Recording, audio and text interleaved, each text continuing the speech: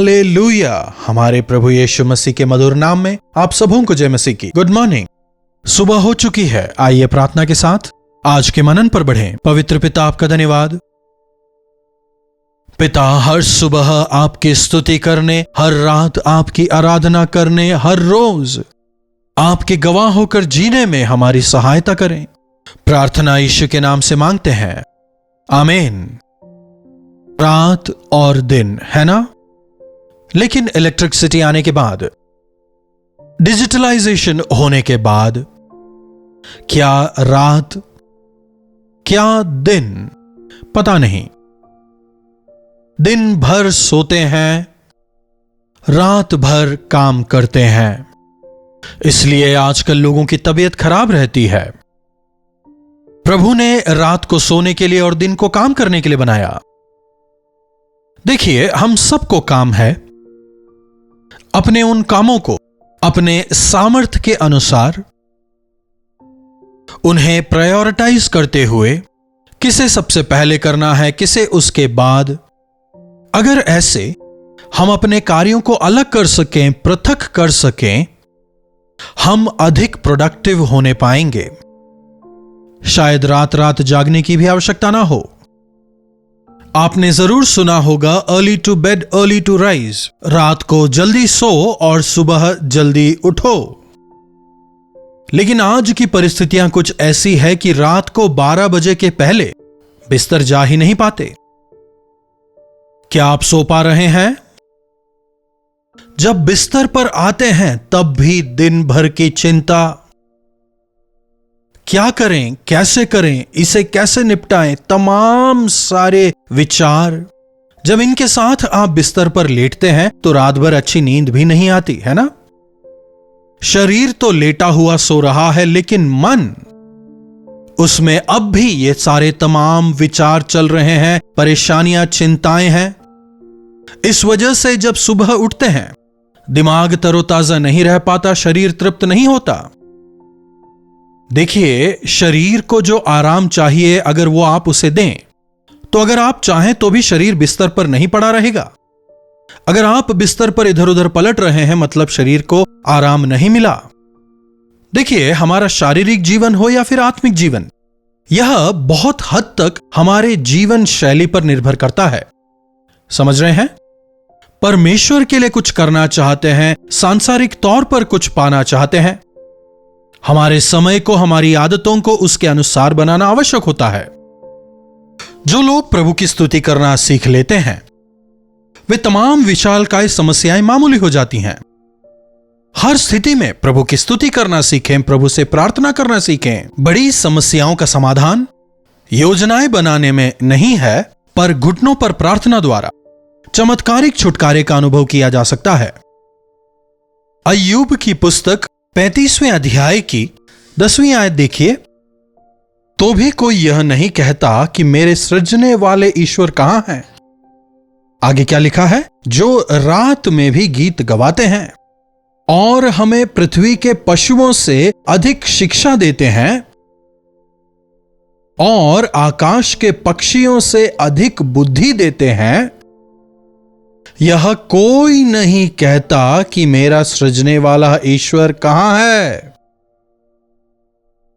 पशुओं से अधिक उन्होंने हमें शिक्षा दी है, बुद्धि दी है। पक्षियों से अधिक उन्होंने मुझे बुद्धि दी है। पक्षियों के पास घड़ी नहीं होती, लेकिन शाम होते ही वे घर पहुंच जाते हैं।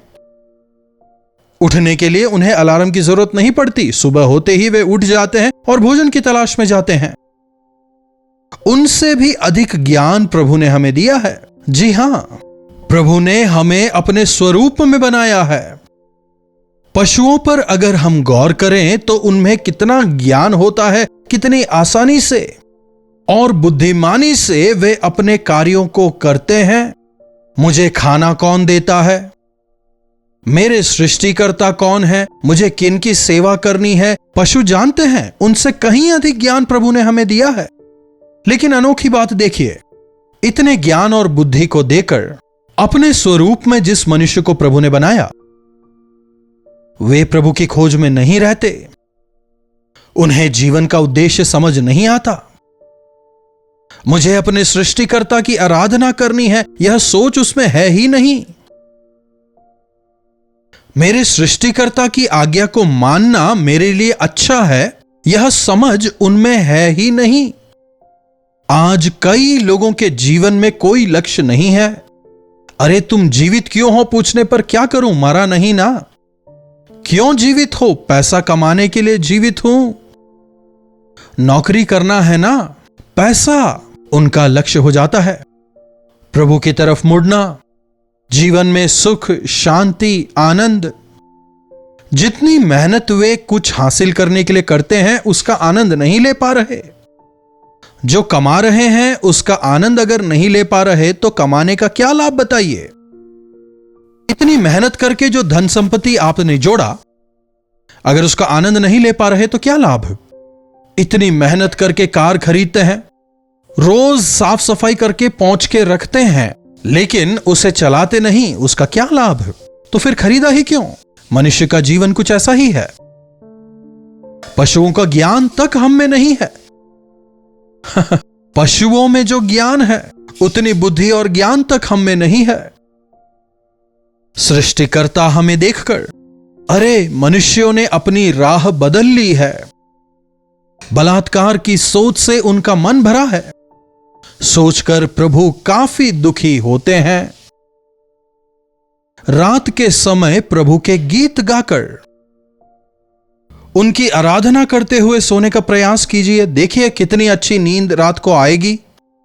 मेरे मां बाप हों या फिर दादा दादी, बचपन में हमें लोरी गाकर सुलाया करते थे। लोरी गाकर, झूले में झुलाकर कितने आराम से हम सो जाते थे। वैसे ही हम भी अगर प्रभु की स्तुति करते हुए, गीत गाते हुए सोएं तो अच्छी नींद आएगी, एक शानदार चैन की नींद।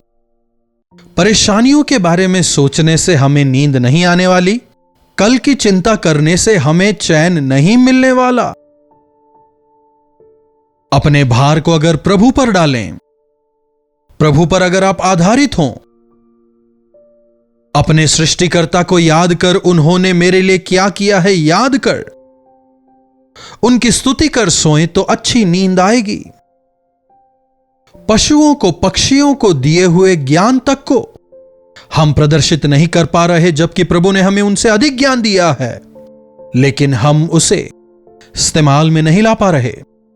भजन संहिता 42 उसके 8 में दाऊद कहता है, भजन संहिता 42वां अध्याय 8वीं आयत, तो भी दिन को यहोवा अपनी शक्ति और करुणा प्रकट करेंगे और रात को भी मैं उनका गीत गाऊंगा और अपने जीवन दाता ईश्वर से प्रार्थना करूंगा। सुबह हो गई, भोर हो गई जानकर हमें उठना होता है ना। सुबह सवेरे हमें यहोवा की करुणा को याद करना चाहिए, उनकी कृपा का गुणगान करना चाहिए। सुबह होते ही अपने बिस्तर को छोड़कर खिड़की पर आएं, खिड़की को खोलें, खिड़की को खोलकर बाहर देखें। शायद केवल बिल्डिंग नजर आए फ्लैट में रहने वालों को, तो फिर बाहर आएं, बालकनी में आएं, आकाश को देखें, प्रभु की सृष्टि को देखें, पक्षियों को देखें, कैसे सुबह सवेरे चहचहाते हुए उड़ते रहते हैं। देखिए, दिन को परमेश्वर अपनी करुणा हम पर प्रकट करते हैं। उनकी दया, उनकी कृपा, उनके प्रेम के लिए हमें उनकी स्तुति करनी है और रात के समय उनके गीत गाकर, रात के समय बिस्तर पर सोने से पहले स्तुति के गीत गाएं, प्रभु के गीत गाएं। जब हम स्तुति गीत गाते हैं तो दिल में शांति आती है, प्रभु के साथ हमारा हृदय ट्यून होता है, प्रभु के साथ हमारा हृदय जुड़ता है। कई सारे वचन को दोहराने वाले, वचन को समझाने वाले, वचन को बोलने वाले गीतों को आजकल हम देख सकते हैं। मन को तसल्ली देने वाले गीतों को देखते हैं, प्रोत्साहित करने वाले कई सारे मसीही गीत आज हैं। उन गीतों को गाएं, प्रभु की स्तुति करें, प्रार्थना करें, आराधना करें, वचन पर मनन करें। मेरे सृजने वाले ईश्वर मेरे साथ में हैं। रात को मैं उनके स्तुति के गीत गाऊंगा, उनकी आराधना करूंगा, क्योंकि वे मेरे साथ हैं। कौन मेरे साथ हैं? क्या मोबाइल फोन, क्या टीवी, या फिर गलत बात करने वाले दोस्त? रात भर दोस्तों के साथ मिलकर अनावश्यक व्यर्थ बातें साथ है। नींद आने तक मोबाइल फोन को स्क्रॉल करते रहते हैं। नींद कैसे आएगी? हृदय में शांति और तसल्ली कैसे मिल पाएगी? सब कुछ साइड में रखिए। अच्छी नींद आने के लिए इलेक्ट्रॉनिक्स ऑफ करने को कहते हैं। अगर वो सब ऑफ नहीं करेंगे तो माइंड को रेस्ट नहीं मिलेगा। शरीर में जो रिएक्शंस होने हैं नहीं होंगे। समझ रहे हैं? एक बेहतर नींद हमें मिल पाए, इसलिए प्रभु ने कितने बेहतर तरीके से हमें सृजा, लेकिन मनुष्यों ने सब कुछ बर्बाद कर दिया। देखिए, अगर आपके जीवन में कष्ट है तो कोई बात नहीं। अरे क्या बात कर रहे हैं आप? कैसे हम सो सकते हैं इतनी परेशानी के बीच, इतनी तकलीफ के बीच, इतने अपमान के बीच? लोग हमारी निंदा करते हैं, बीमार हैं, दर्द है, दुख है, इन तमाम के बीच में कैसे सोएं? सुनिए, तब भी प्रभु की स्तुति कर सकते हैं। पौलुस और सिलास दुष्टात्मा से ग्रसित एक स्त्री को चंगा करते हैं, और उसके लिए उन्हें क्या इनाम दिया गया जानते हैं?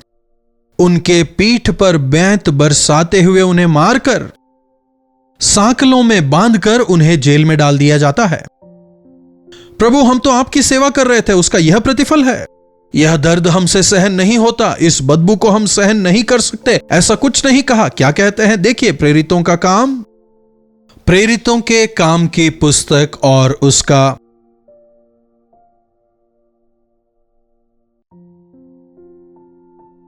16वां अध्याय 25वीं आयत। आधी रात के लगभग पौलुस और सिलास प्रार्थना करते हुए प्रभु के भजन गा रहे थे। क्या कर रहे हैं वे लोग? उन्हें काफी उत्पीड़ित किया गया, उन्हें मारा गया, उन्हें परेशान किया गया, सताया गया, प्रताड़ित किया गया, सांकलों से बांधकर, पत्थर से बांधकर उन्हें जेल में डाल दिया गया। लेकिन फिर भी आधी रात के करीब पौलुस और सिलास क्या कर रहे हैं? तकलीफ है, परेशानी है, सोने के लिए पंखा नहीं है, फैन नहीं है, एसी नहीं है, दर्द हो रहा है, पैरों को सांकलों से बांध के रखा हुआ है, पूरा शरीर दर्द से करा रहा है। इन तमाम के बीच वो परमेश्वर के भजन को गाते हुए, गीत को गाते हुए, प्रार्थना करते हुए समय गुजार रहे हैं। हालेलुया! नींद नहीं आ रही, उठ के प्रार्थना करिए, नींद आ जाएगी। नींद नहीं आ रही, कोई बात नहीं, उठिए, प्रभु के गीत गाइए, आराधना कीजिए, मन में शांति और तसल्ली आएगी, और अच्छी नींद भी आपको मिलेगी जब आप स्तुति और आराधना करेंगे। प्रभु अपने वचनों को, अपने वायदों को आपके जीवन में पूरा करेंगे। कुछ लोग बिस्तर पर आते ही हर रात आंसू बहाते हुए, अपनी परेशानियों को याद कर, अपने दर्द को याद करते हुए, आंसुओं से अपने तकिए को भिगाते रहते हैं। आंखों से आंसू रुकते ही नहीं है। क्यों?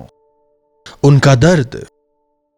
अपने दर्द का बयान प्रभु के सामने करें। दाऊद भी कहता है, कई रात मैंने आंसू बहाते हुए गुजारे, लेकिन पश्चाताप करने के बाद, उद्धार पाने के बाद वो आनंद मना पाया। यस, प्रभु की इच्छा के अनुसार का दुख आवश्यक होता है, लेकिन सांसारिक दुख की जरूरत नहीं है। अगर अपने दुख के बीच आप प्रभु की स्तुति कर पाएं, अपने आंसुओं के बीच आप प्रभु को महिमा दे पाएं, आप चमत्कार को देख पाएंगे। जब पौलुस और सिलास प्रभु की आराधना करते हैं, प्रार्थना करते हैं, तो क्या होता है जानते हैं? एक भूकंप आता है, कारागृह के द्वार खुल जाते हैं, उनकी सांकलें खुल जाती हैं, जेल के दरवाजे खुल जाते हैं। कैदी लोग भाग सकते थे, नहीं भागे। क्यों? क्योंकि उन्होंने उद्धार पा लिया था। जेल का अधिकारी प्रभु की महिमा को देखकर आश्चर्यचकित हो जाता है। उद्धार पाने के लिए मुझे क्या करना है? पौलुस और सिलास उसे भी सुसमाचार सुनाते हैं और उसका पूरा घराना उद्धार पाता है। आज जब आप गीत गाकर प्रभु की आराधना करेंगे, आपके घर वाले, आपके पड़ोस वाले, जो भी उस गीत को सुन रहे हैं, उनके जीवन में पवित्र आत्मा का कार्य होगा। कई लोगों के जीवन में तसल्ली मिलेगी, आपकी आराधना, आपकी प्रार्थना आपके परिवार, आपके घर के चारों ओर एक बाड़े को बांधेगी, सबके लिए आशीष का कारण बनेगी। प्रार्थना। महापवित्र पिता परमेश्वर, हमें प्रार्थना करना सिखाएं, आराधना करना सिखाएं। प्रभु, हर दिन सुबह उठते ही हम आपकी आराधना करने पाएं, रात को सोने से पहले हम गीत गाने पाएं, आपकी इच्छा को जानकर समझकर उसके अनुसार जीवन बिताने पाएं। प्रभु, होने दें कि हम आपकी इच्छा को समझकर उसे करें ताकि सफलता पाने पाएं। प्रार्थना यीशु के नाम से मांगते हैं, आमीन। अब हमारे पिता परमेश्वर का प्रेम, प्रभु यीशु का अनुग्रह, पवित्र आत्मा की संगति और सहभागिता हमें से प्रत्येक के साथ आज, कल और सर्वदा बनी रहे, आमीन। प्रभु की महिमा हो। अपने प्रार्थना विषयों को आप 9884907779 पर भेजें, हम अवश्य आपके लिए प्रार्थना करेंगे। प्रभु की आशीष हम सबों पर बनी रहे। कल्वरी दर्शन, ये है प्रेम के दर्शन, यीशु प्रेम के दर्शन।